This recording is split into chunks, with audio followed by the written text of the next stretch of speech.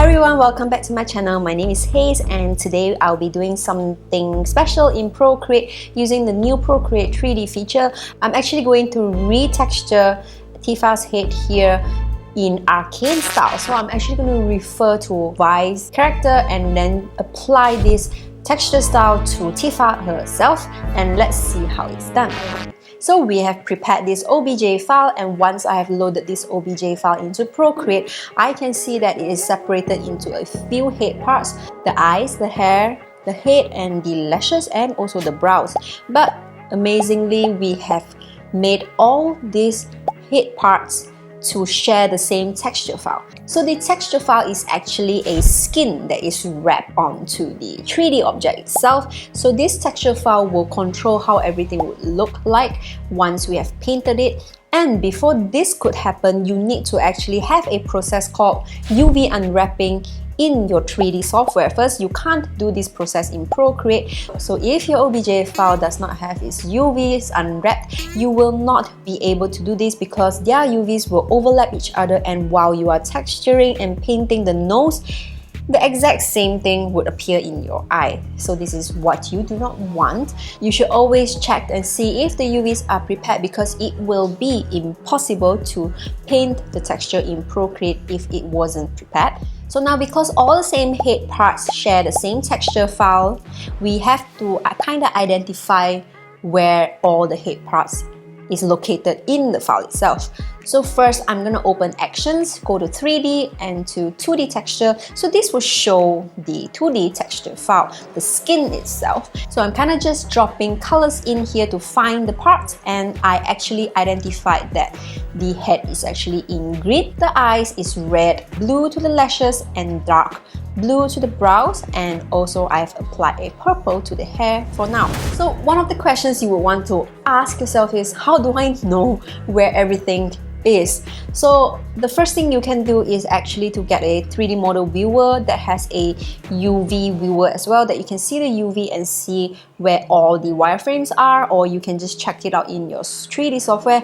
But if you do not have 3D skills, you can always just import into Procreate and guess. So once the colors is in, I can turn the texture mode off to see how it looks like in 3D, and I can see here that all the colors are assigned correctly. So now let's just load a reference in. I'm just going into Canvas, Reference, and I'm going to load in Vi's portrait.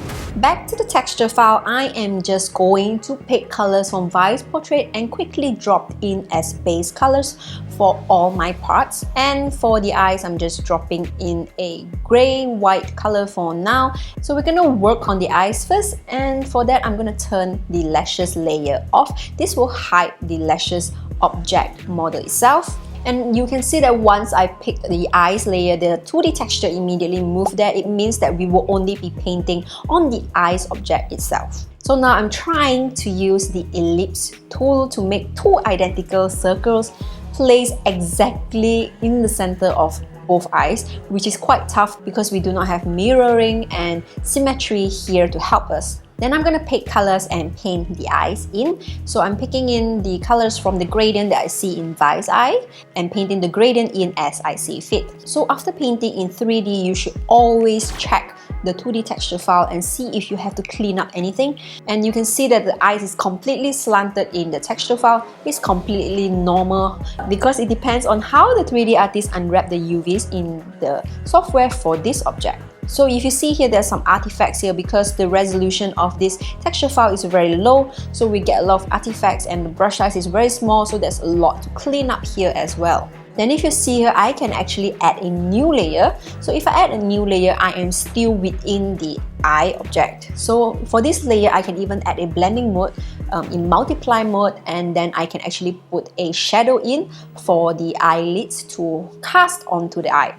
And of course, after that, I'll be going back into the 2D texture file to clean up these strokes as well. I can create as many layers as I want when I'm painting, but usually when I'm done with the object, I will actually merge them into one layer before moving to another object. So now I'm moving to the head object to paint. So I'm just going to quickly lay down a shadow color as contour for all her face, just like in makeup. By the way, all the brushes that I'm using today is from my Portrait Brush Pack 2022. So if you want to get them, you can just download them from my website. Then after that, I can recolor some of the contour shapes into red so that it suits the zone that they are in, especially the chin. The chin's contour has a lot more reddish tones to it compared to the rest of the face. And when I turn on the 2D texture mode, this is what we get. And if you see here, there are areas that weren't painted. This is because when we paint in 3D mode, it will automatically avoid areas or objects that are blocking it. So the main issue right now with Procreate's 3D interface is that it doesn't allow symmetry and mirroring and drawing guides as well, which means that if I paint half the face, I won't be able to automatically repeat it onto the other half of the face, which means that I potentially have to do everything 2 times. Paint one eye, paint the other eye, paint one brow, paint the other brow. So this will waste a lot of time. So I'm actually gonna have a workaround for this problem. So stay tuned and see how I tackle this problem. So now I'm painting the ears.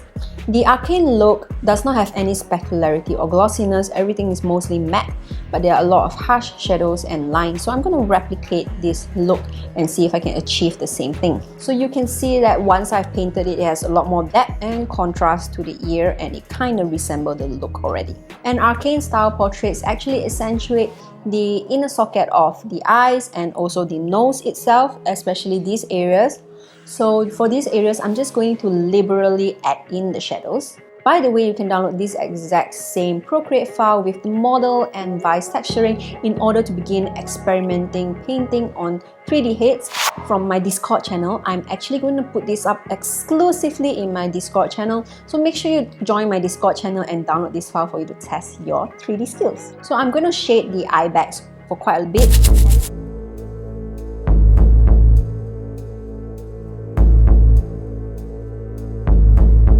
And then after that, I'm going to hide the eyebrows model to see the areas that was missing before. So you can see here it has blocked a lot of painting, and I'm going to fill this in manually and get her brows back. After cleaning up in the 2D texture mode, I am going to start with her eyeliner.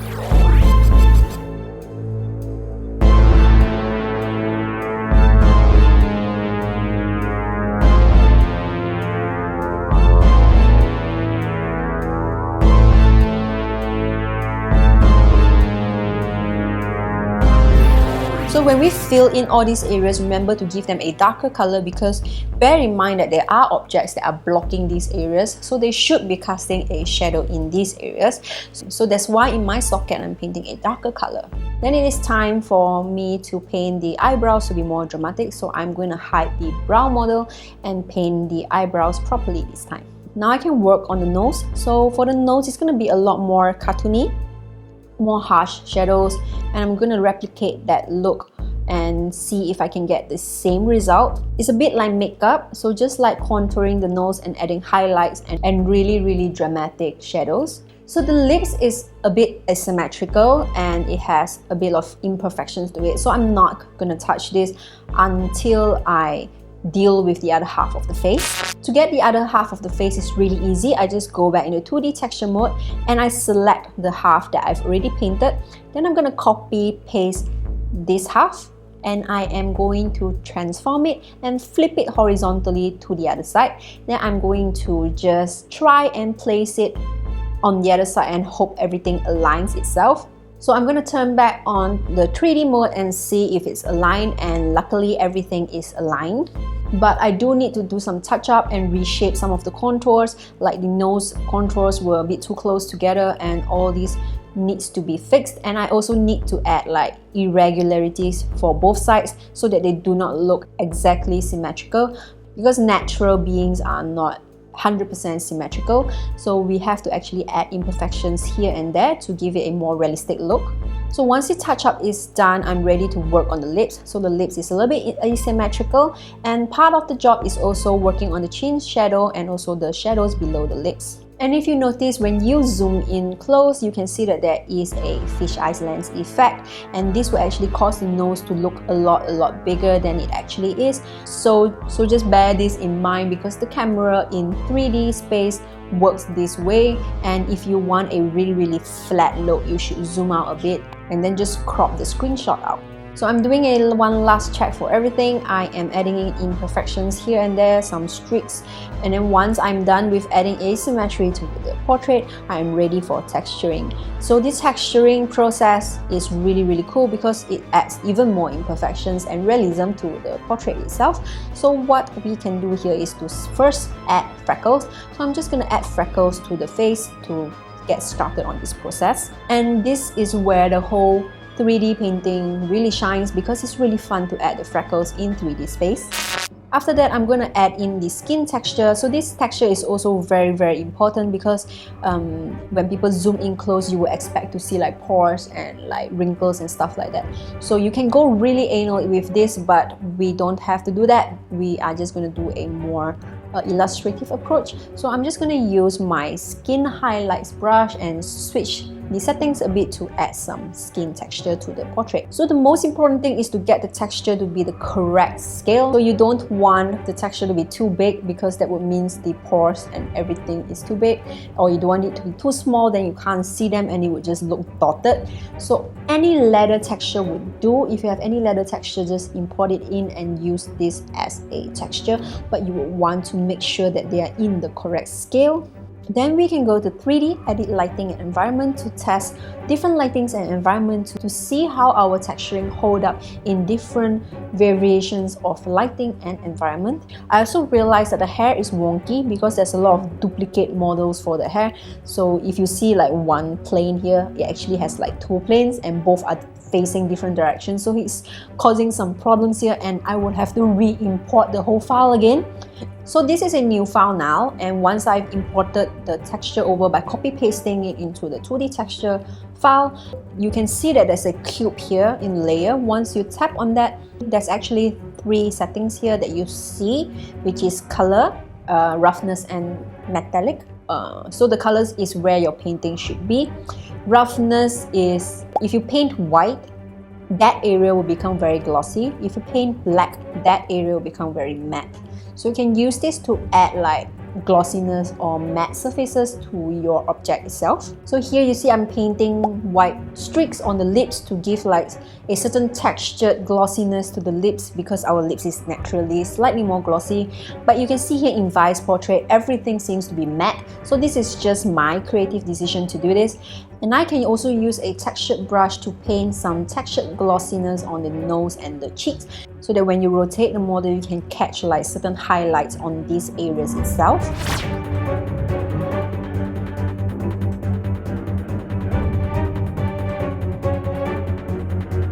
And also you can add this glossiness to the eyes as well, because the eyes is wet, so it's definitely glossy, and also to the tear duct as well, that is also glossy. So the metallic setting itself would actually turn on the metallicism. But actually if you paint white for the metallic layer, you can see that you are getting a lot more reflections. So it's up to you to experiment and see how you can use textured brushes to play these 2 sub layers. So one last check before I'm done. I'm checking all the different lighting and environments, and I'm finally happy with what I have. So it has been very fun. I wish that we can use drawing guides and symmetry drawing in Procreate 3D mode, but this has been fun so far. If you want this model, remember to join my Discord channel. The file is there.